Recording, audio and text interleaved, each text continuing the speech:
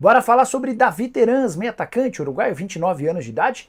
Teve passagem interessante pelo Atlético Paranaense. Não ficará no Pachuca do México. Se desentendeu com o técnico Guillermo Almada e está procurando o clube no Brasil. Tem sido sugerido para alguns times, entre eles o Corinthians.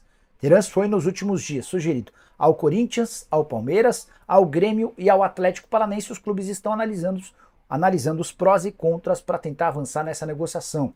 O Pachuca gostaria de restabelecer aquilo que investiu para contratá-lo do Atlético Paranaense. A ideia dos clubes brasileiros é fechar o jogador com empréstimo numa espécie de teste. Se o cara vingar, poderia ser uma negociação em definitivo.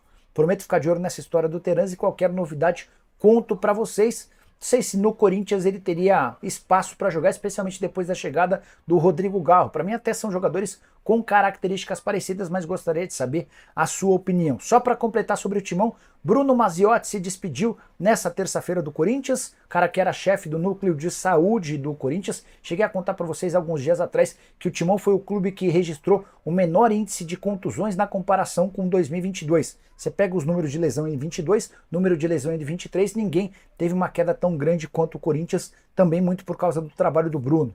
O profissional procurou os dirigentes do Corinthians e chegou a um acordo para a rescisão do contrato. O vínculo se encerrava em dezembro. Agora é aguardar em que time Bruno Maziotti trabalhará, ex-funcionário da seleção brasileira, do Milan, do Arsenal, entre outros, do PSG também, entre outros clubes. Só para arrematar sobre o timão, Gustavo Henrique é novo reforço alvinegro, acordo de 2 temporadas, o Corinthians não gasta nada e fica com 60% dos direitos econômicos do zagueiro de 30 anos de idade que estava no Valladolid. Valladolid e Fenerbahçe vão dividir outros 20% de olho numa venda futura.